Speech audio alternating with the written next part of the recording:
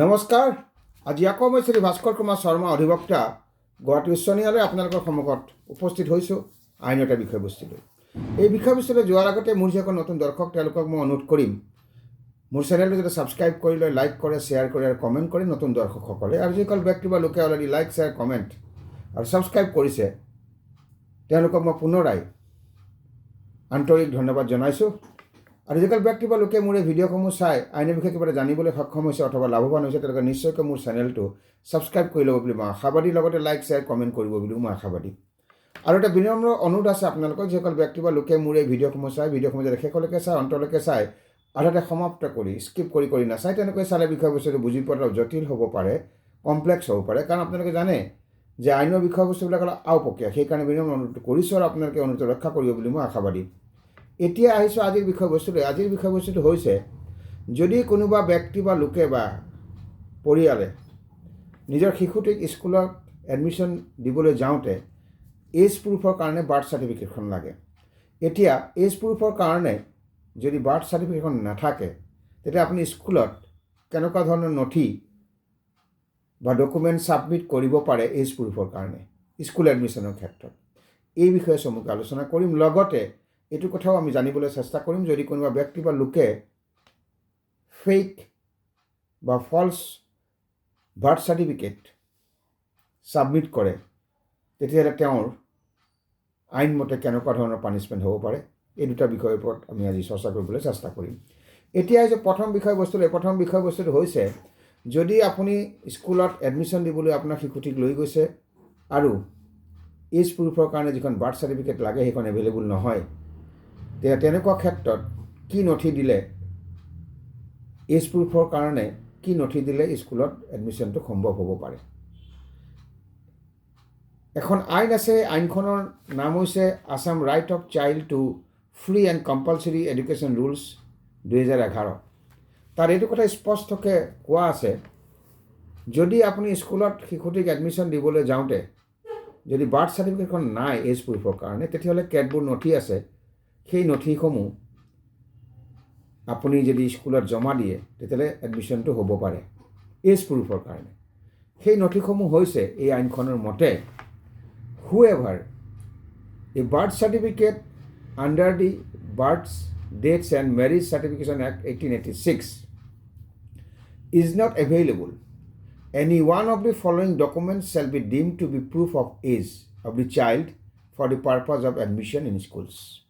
অৰ্থাৎ এই আইনখনত এইটো কথা উল্লেখ কৰা আছে স্পষ্টকৈ, যদি বাৰ্থ চাৰ্টিফিকেটখন এভেইলেবল নহয় under the births and deaths and marriage certification act 1886, যদি এভেইলেবল নহয় বাৰ্থ চাৰ্টিফিকেটখন এই আইন মতে under the births and deaths and marriage certification act 1886, এই আইনখনৰ মতে যদি বাৰ্থ চাৰ্টিফিকেটখন আপোনাৰ এভেইলেবল নহয় তেতিয়াহ'লে আপুনি কেতবোৰ ডকুমেণ্ট আছে, সেই ডকুমেণ্টটো এজ প্ৰুফৰ কাৰণে ছাবমিট কৰিব পাৰে।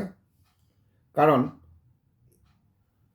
সেই ডকুমেণ্ট যিখিনি ডকুমেণ্টৰ কথা উল্লেখ কৰা আছে আইনখনত, Assam right of child to free and compulsory education rules 2011, সেই ডকুমেণ্টসমূহ কেতবোৰ ডকুমেণ্টৰ কথা এই আইনখন মেনশ্যন কৰা আছে এই 2011 চনৰ আইনখনত। সেই ডকুমেণ্টসমূহক ধৰি লোৱা হ'ব এজ প্ৰুফৰ এপ্ৰপ্ৰিয়েট ডকুমেণ্ট বুলি। এক নম্বৰতে হৈছে birth certificate issued by competent authority of the government.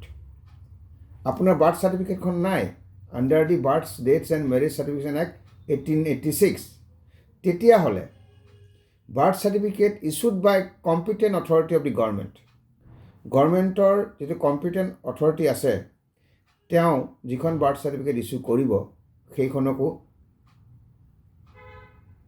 আপোনাৰ এজ প্ৰুফৰ, শিশুটিৰ এজ প্ৰুফৰ ডকুমেণ্ট বুলি গণ্য কৰা হ'ব এক নম্বৰতে।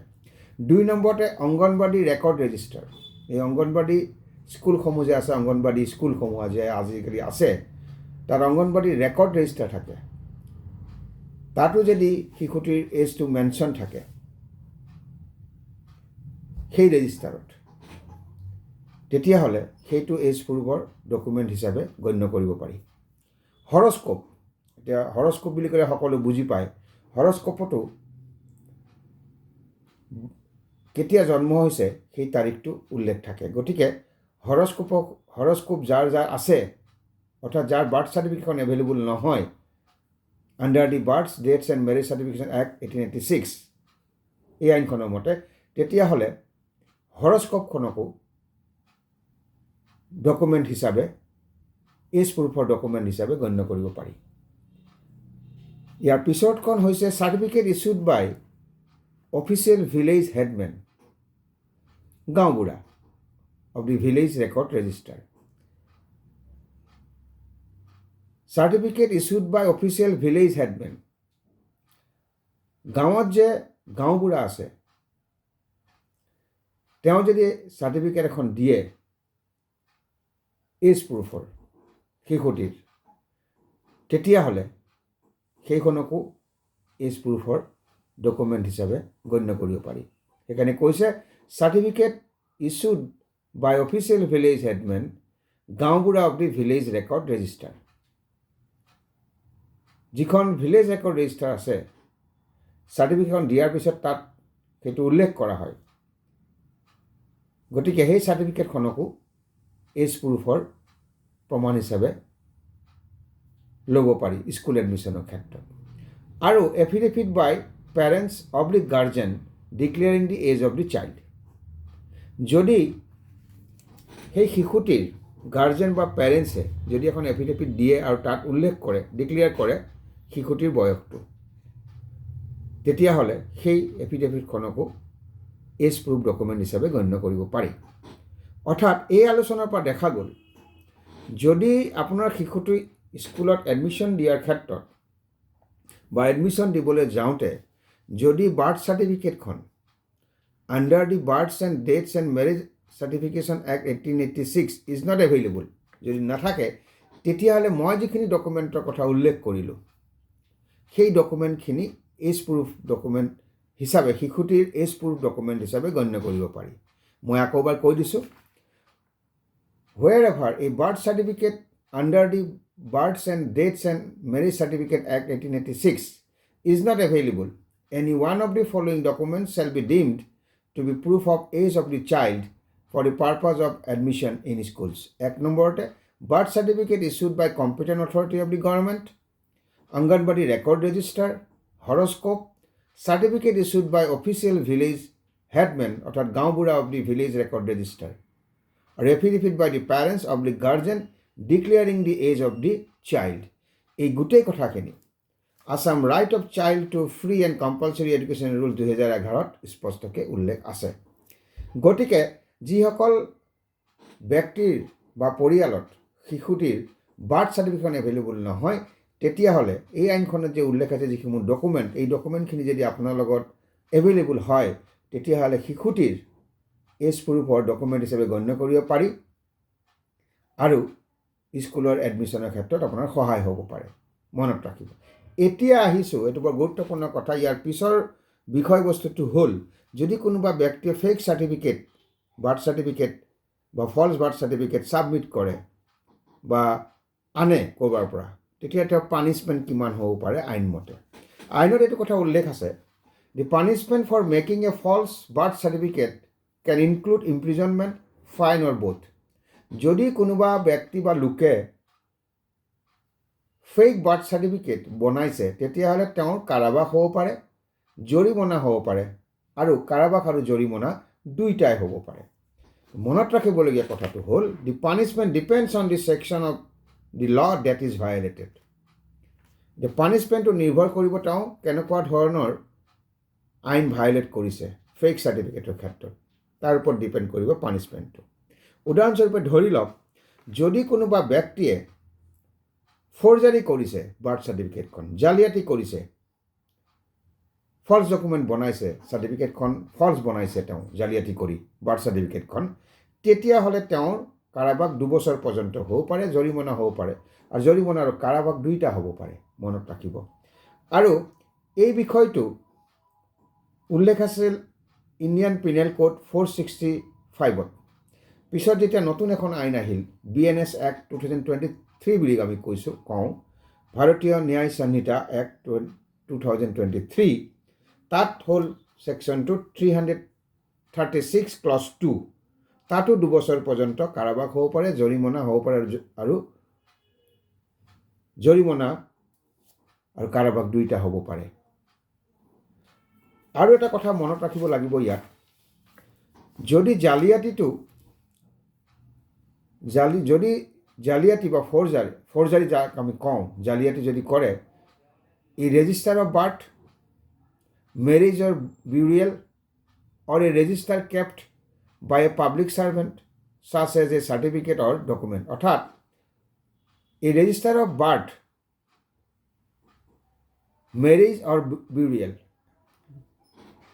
এই ৰেজিষ্টাৰ থাকে বাৰ্থৰ, মেৰেজৰ, বিউৰিয়েলৰ, আৰু ৰেজিষ্টাৰ যিবিলাক ৰেজিষ্টাৰ পাব্লিক ছাৰ্ভেণ্টে নিজৰ লগত ৰাখে, সেই তেনেকুৱা ধৰণৰ ডকুমেণ্টত যদি ফৰ্জাৰী কৰে বা জালিয়াতি কৰে, specially a register of birth, marriage or burial, মনত ৰাখিব, or a register kept by public servant such as certificate or document, এনেকুৱা ধৰণৰ ডকুমেণ্টৰ ক্ষেত্ৰত যদি জালিয়াতি কৰে, তেতিয়াহ'লে কিন্তু তেওঁৰ কাৰাবাস 7 বছৰ পৰ্যন্ত হ'ব পাৰে আৰু জৰিমনা হ'ব পাৰে।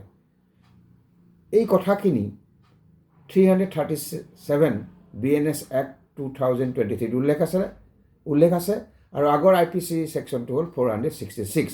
অৰ্থাৎ আপুনি জালিয়াতিটো যে কৰিছে বাৰ্থ চাৰ্টিফিকেটখনৰ, কেনেকৈ ধৰণে কৰিছে, ক'ত কৰিছে, তাৰ ওপৰত ডিপেণ্ড কৰিব আপোনাৰ পানিছমেণ্টটো। প্ৰথমতে মই কৈছিলোঁ, যদি ফল্ছ ডকুমেণ্টটো বনায়, বাৰ্থ চাৰ্টিফিকেটখন যদি ফল্ছ হয়, ডকুমেণ্টটো বনাইছে, তেতিয়া এটা 2 বছৰ পৰ্যন্ত কাৰাবাস হ'ব পাৰে আৰু জৰিমনা হ'ব পাৰে, জৰিমনা আৰু কাৰাবাস দুইটা হ'ব পাৰে।